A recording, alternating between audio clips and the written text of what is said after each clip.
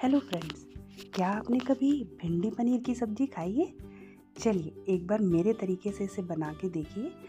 Trust me, ये बहुत tasty बनती है और इसे आप ऐसे भी सूखी भी खा सकते हैं। तो सबसे पहले भिंडी को लेके अच्छे से धो लेना है और एक कपड़े में रख के हमें उसे बहुत अच्छे से सुखा लेना है। ये ध्यान देना है कि उसमें ज़रा भी पानी या ज़रा भी मॉइस्चर नहीं होना चाहिए। तो बस भिंडी को हमने ले लिया और उसे अच्छे से सुखा लिया है। अब हम भिंडी को काटेंगे इस तरह से। अगर बहुत बड़ी भिंडी है तो उसके आप 3 टुकड़े कर दीजिए, और अगर बहुत बड़ी भिंडी नहीं है तो उसको आप 2 टुकड़ों में इस तरह से काट लीजिए। और धीरे धीरे करके हम सारी भिंडियों को काट लेंगे इसी तरह से। अब हमें प्याज लेना है और प्याज को हम इस तरह से खोल लेंगे, है ना। तो 3-4 प्याज आप ले लीजिए और इस तरह से इनके पीछे के एक एक जो इसका पार्ट है वो हम इस तरह से निकाल लेंगे। लगभग 2-3 प्याज का हम इस तरह से पीछे का पार्ट निकाल लेंगे। तो इस तरह से अब हम भिंडी और प्याज को काट के तैयार कर लेंगे। एक कढ़ाई लेंगे, उसमें थोड़ा सा तेल डालेंगे और इसमें हमें प्याज और भिंडी को अच्छे से फ्राई करना है।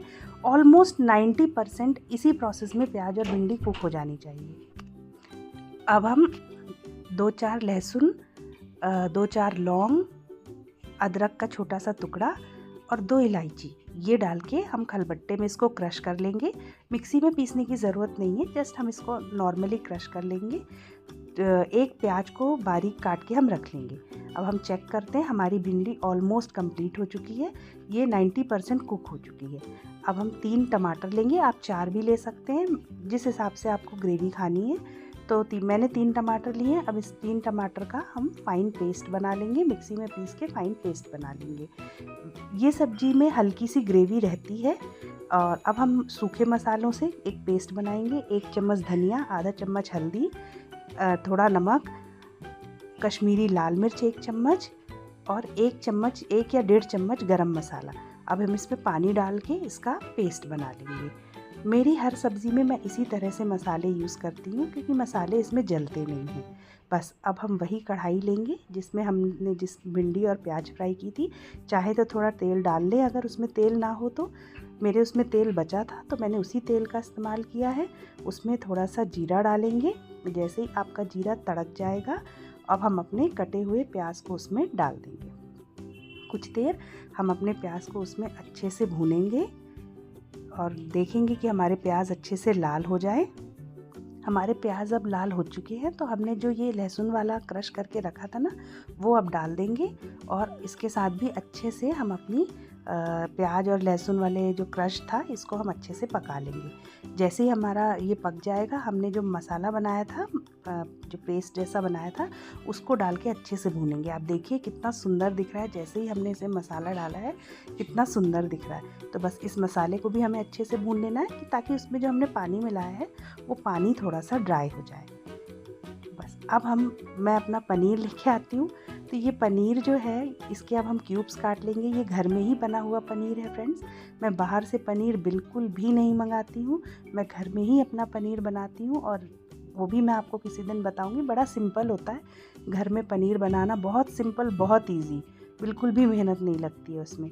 तो बस इस तरह से हम पनीर के छोटे बड़े क्यूब्स, जैसे आपको चाहिए, बड़े क्यूब्स तो बड़े काट लीजिए, छोटे क्यूब्स तो छोटे काट लीजिए। तो इस तरह से पनीर काट के हम अपना रेडी कर लेंगे। अब हम चेक करेंगे, हमारा मसाला भी ऑलमोस्ट डन है। इसमें हम क्रश करके थोड़ी सी कसूरी मेथी डाल देंगे। कसूरी मेथी से बहुत अच्छा फ्लेवर आता है और ये जो टमाटर की खटास होती है ना, इसको बैलेंस करती है। तो बस इस तरह से मसाले को हम देखेंगे कि पक गया है।